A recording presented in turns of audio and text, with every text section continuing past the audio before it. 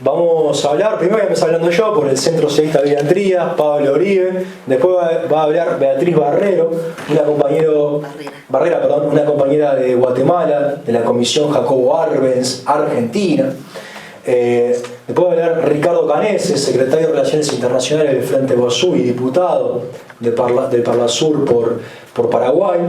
Principalmente va a enfocar sobre los 5 años del golpe contra el compañero Lugo, y después va a cerrar Oscar con una mirada más regional sobre la región en disputa hoy en día. Así que bueno, empezamos. Siempre conmemorar es interesante y se presta para tener nuevas miradas sobre el objeto que se quiere recordar, digamos, o que estamos recordando. En este caso vamos a recordar y a usar como disparador 2 aniversarios funestos de nuestra historia regional. Por un lado, el 27 de junio de 1954, cuando Castillo Armas y la CIA, el modelo de operación encubierta, derrocaron el gobierno popular y revolucionario de Jacobo Arbenz. Y por otro lado, vamos a recordar también el 27 de junio de 1973, cuando Bordaberry disuelve las cámaras, se pone al frente de las Fuerzas Armadas para avasallar los derechos de la mayoría del pueblo uruguayo. En un contexto, obviamente, de golpes en toda la región.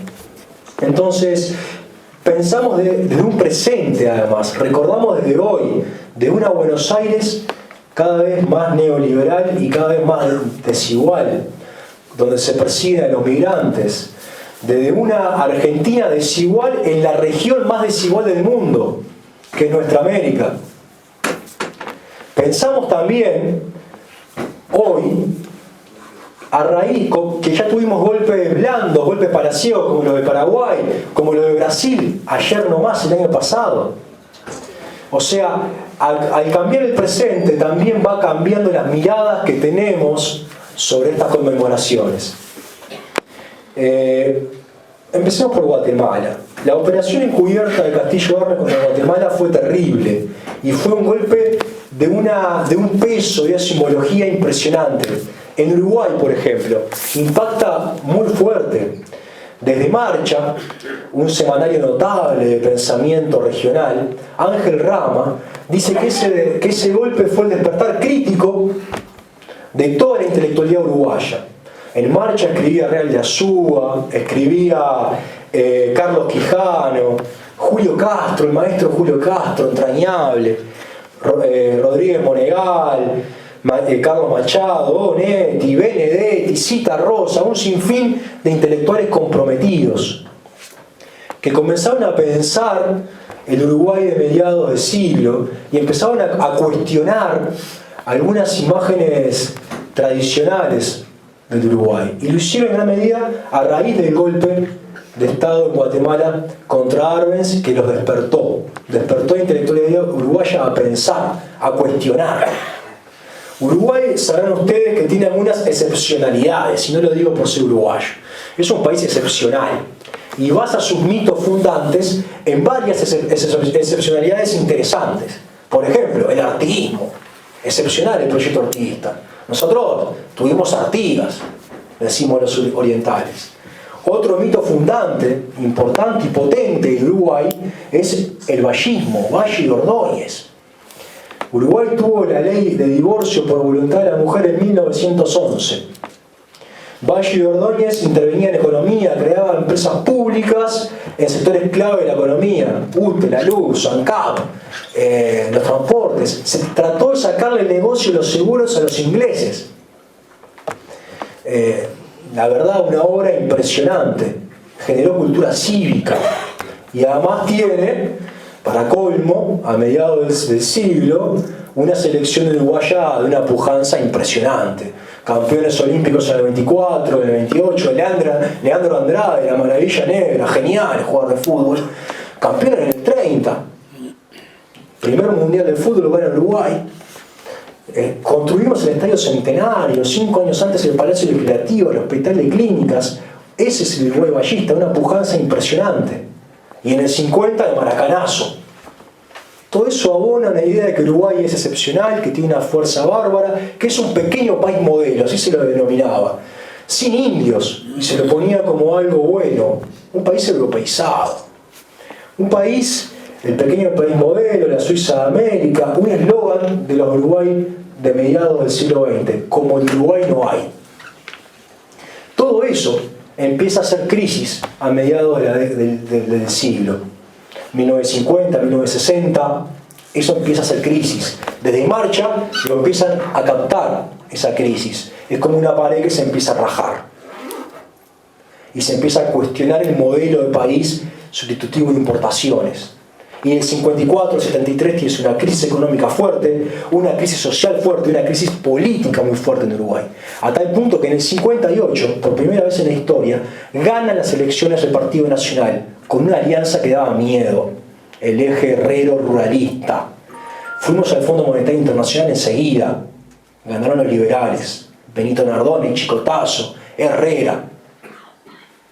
Es la primera vez que ganan las elecciones los blancos, los nacionalistas, porque Oribe no hizo un gobierno partidario, no existían los partidos, tampoco hay, eso es mentira de la historia nacional, y Berro hace un gobierno de fusión. Desde Marcha se cuestiona eso y se cuestiona, se habla del Uruguay en crisis, pero con un sentido distinto. Mario Benedetti escribe El país de la cola de paja, hablando de una crisis moral del Uruguay. Habla Benedetti que Uruguay ha estado de espaldas a América Latina y que eso es un pecado. Que nosotros, los uruguayos, nos encogíamos de hombros ante los problemas de América Latina porque nos creíamos excepcionales. Interesante esa visión. Se empieza a discutir que hay que pertenecer a América Latina, que para seguir siendo excepcional Uruguay tiene que integrarse. Metol Ferré, antes, Onetti, gran escritor, escribe en el 61 El astillero, se lo dedica a Valle Berres. Larson quiere poner en marcha un astillero y no lo logra porque ya pasó el tiempo ese astillero. Metol Ferré dice: circunscribir la política en términos uruguayos y no regionales es abandonarnos a la idea del astillero. La década del 60 se cuestiona. En la época de crisis se comienza a cuestionar el sentido de Uruguay, a problematizarlo y decir desde Marcha y de la izquierda que hay que integrarse. Por otro lado, tenemos otras cosas que muestran la crisis de ese país modelo, ese país pacifista, esa imagen del Uruguay pacífico. Todos los conflictos se solucionan en forma pacífica, política, instituciones fuertes. El Che sabe que pudo morir en Uruguay en un atentado en 1961. En agosto, Ernesto Guevara va a Punta del Este y después va a dar una charla de Parainfo de la universidad. Termina de dar la charla, estaba Salvador Allende también ahí, termina de dar la charla y le tratan de matar. Le disparan y la bala era para el Che y matan a un profesor de historia, Arbelio Ramírez. En el Uruguay modelo, en el país que se podía discutir, hay un atentado contra Ernesto Guevara, la bala era para el Che. Hay también una violencia de la extrema derecha terrible a fines de la década del 50 y principios del 60. La Guerra Fría, la lógica de combatir al comunismo, como le habían instalado en Guatemala, existía en Uruguay también. Grupos fascistas de extrema derecha. A la ciudadana paraguaya Soledad Barret, nieta del poeta, un grupo de extrema derecha le tatúa esvásticas. Después el cabo Anselmo la mata en Brasil a la compañera. O sea, todo esto muestra que el Uruguay estaba en crisis desde todo punto de vista. Lo dice Benedetti, lo dice Metol Ferré, y lo dicen los atentados contra las minorías que empezaban a existir. Lo dice el gobierno nefasto de Pacheco Areco, un gobierno que gobierna con medidas prontas de seguridad permanente. La legalidad en Uruguay vino antes del golpe que estamos conmemorando hoy, para que nunca más ocurra, obviamente. Pero la pérdida de la legalidad y la institucionalidad vino antes, mucho antes. Dos cosas sobre el golpe de Estado en Uruguay. Sanguinetti explica el golpe diciendo que los tomó a todos por sorpresa. Tiene la tesis del golpe sorpresivo. Nos tomó por sorpresa el golpe. Un golpe que se veía venir por lo menos en febrero con los comunicados 4 y 11. Por lo menos, Desde mucho antes se venía el golpe.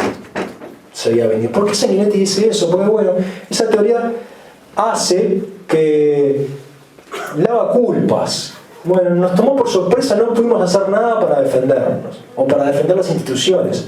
La política de la década del 70 fue claudicante y vació de contenido las instituciones. Otra teoría de Sanguinetti que además es reproducida por casi todos, la teoría de los dos demonios, que también vive y lucha acá en Argentina y en todos lados. En Uruguay la teoría de los demonios más o menos versa así. La culpa del golpe de Estado la tienen dos agentes, los militares y los tupamaros. ¿Por qué? Porque bueno, en este país modelo ideal estábamos todos bien hasta que un grupo trasnochado de terroristas guerrilleros, siguiendo la teoría foquista de la Revolución Cubana, decidieron tomar el poder por las armas. Y en esa lucha con las fuerzas militares, por el camino quedó la democracia. Nos robaron la democracia, tupamaros y militares. Esa teoría que no se condice con la realidad, porque ya en el 72, un año antes del golpe, los militares dicen que la guerrilla está liquidada, y estrictamente estaba liquidada. Entonces, ¿por qué esa teoría se repite y se repite y se repite y vive y lucha hasta hoy en día? Porque es funcional a todos. Vuelve a lavar culpas como la teoría del golpe sorpresivo. ¿Por qué? La responsabilidad tienen solo dos actores. No dice nada de los políticos, no dice nada de la gente que también apoyó. La dictadura fue cívico-militar. Hubo un componente cívico importante. Entonces es funcional la teoría de los dos demonios. Es fuertemente funcional. Y ahí está lo difícil de poder combatir a la misma. La teoría de los dos demonios vive y lucha, y si rascas un poco, a muchos le aparece esa teoría. Bien. El golpe en Uruguay, como en toda la región, no se puede explicar por factores solamente uruguayos. Hay factores regionales. Hay un cambio de modelo de Estado. Claro. Vamos hacia los inicios de lo que es el neoliberalismo, una política fuerte de endeudamiento y de fuga de capitales al mismo tiempo, y de desindustrialización. Vinieron a cambiar la matriz del Estado y la relación del Estado con la economía, y nos dejaron ideas terribles que son muy difíciles de combatir. El no te metás, el hacer la tuya, el algo habrán hecho, el no te metás en política que... Eso es terrible. Hemos tenido que remar para volver a politizarnos y a que todos entender que el camino, y principalmente el camino de las clases populares, es la politización y la construcción política.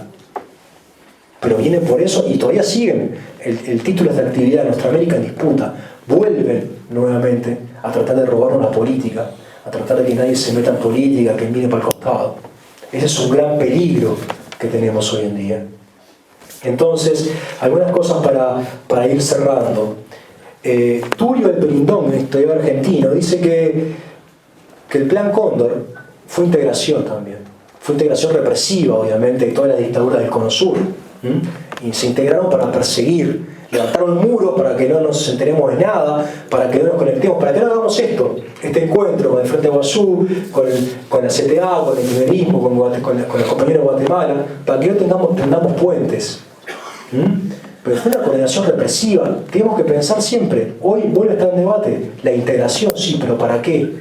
¿Vamos a seguir el modelo europeo de Maastricht o vamos a hacer una integración de verdad, siguiendo las necesidades de los países latinoamericanos, una integración cultural, una integración que respete las asimetrías? Eso es interesante. Hoy creo que se vuelve a dar esa discusión en nuestra región. Está en disputa, pero volvemos a percibir lo latinoamericano como una alternativa deseable. Nos volvemos a reivindicar como latinoamericanos. Creo que eso pasó en el 10, hay en 1810 un proyecto de construir una nación supranacional. Volvió a estar en los 60, hablé de Marcha, yo recién ahora, de Villa Trías, de Bertol Ferrer, de Quijano. Y creo que a partir de 2005 y la derrota del ALCA, el Mar del Plata, del no al ALCA, vuelve a estar hoy en el imaginario de la izquierda latinoamericana la necesidad de construir una realidad superadora, supranacional. Creo que eso es importante y creo que eso lo tenemos que rescatar, porque no avanzamos de la nada. venimos en oleadas. Y hace poco tuvimos una oleada progresiva y popular interesante, que tiene sus reveses, porque construir poder popular es difícil. Construir en la región una alternativa es más difícil aún. No es un paseo por un jardín con rosas, la política y mucho menos la política que represente los sectores populares. Afectamos intereses poderosos y eso hace que el avance sea lento y contradictorio y con conflicto. Pero el único país que ganaron las elecciones fue acá en Argentina. En el resto se han reivindicado gobiernos populares o han tenido que acudir, como Paraguay, a un golpe de Estado parlamentario o paraciego, y en Brasil lo mismo. Ojo con eso también, a veces caemos rápidamente en el desánimo. Entonces yo quiero cerrar hablando sobre que el Uruguay no es excepcional. Y esto es un llamado a todos los frente amplistas, a entender que el rival juega y juega fuerte. Y que lo que pasó, y que ojo, que nosotros podemos tener un Macri también, porque el modelo de la oposición es el mismo. Y las realizaciones del frente fueron buenas, pero también en gran medida generamos capas medias, que es difícil que entiendan que a veces hay que tener un parálisis en el avance, o que hay que sospechar mucho de la derecha y muchos de aquellos que dicen vamos a mantener lo bueno, cambiar lo malo, y no te dicen el cómo. El que no te dice, bueno, ¿cómo lo vas a hacer? Porque no puedes satisfacer a todos por igual. El que no dice cómo es que te está engañando. Y otra cosa, yo hablé acá de construcción de la patria grande. Creo que ese debe ser uno de los valores más importantes que nos debe guiar a todos. Pero no somos servidores de pasado en Copa Nueva, como dice Silvio. Tenemos que meterle inventiva, tenemos que llenarla de construcción latinoamericana. Los compañeros de Ecuador y Bolivia, creo que con eso del buen vivir es una idea bien interesante. Hay que transitar y hay que en gran medida servirnos del mestizaje y la rica diversidad cultural que tiene nuestra historia y nuestros pueblos. Cierro, ahora sí, citando a un antipopular, pero un gran escritor, Borges. ¿Por qué? Porque Borges era argentino, tenía familia uruguaya, pero no lo cito por eso. Lo cito, y no lo cito tampoco porque haya escrito sobre Avelino Redondo, el único magnicida de la historia de Uruguay, el que asesinó a Arte Borda. Tiene un cuento fantástico Borges sobre eso. Además, el tío de Borges es el que defiende, venía a la FINUR, a Avelino Redondo, que mató a Arte Borda, ¡pum!, le metió un balazo. 5 años logró que le dieran, al segundo salió, y no quedó conforme, venía a la FINUR con la sentencia. Gran abogado. Voy a citar otro cuento de Borges, que es Funes el Memorioso. Funes era un gaucho uruguayo. Funes tenía una gran memoria. Podía estar un día entero recordando el día que pasó, pero tardaba un día en hacerlo. Tenía más recuerdos que toda la humanidad junta. Dice al final Borges, pero sospecho que Funes no podía pensar, porque pensar es olvidar diferencias, que es abstraer. Y yo llamo a que entendamos la realidad de nuestros países pensando y pudiendo abstraer. Concentrémonos en lo que nos une a los latinoamericanos y a la región, que tenemos los mismos enemigos, tenemos los mismos intereses, y no pongamos la lupa en la idiosincrasia particular de cada pueblo, sino todo lo contrario. Miremos lo que nos une y tratemos de una vez por todas de construir esta patria grande y soñada por Artigas, por Bolívar y por muchos otros. Con esto cierro, vamos arriba y bueno, ahora es un gusto para nosotros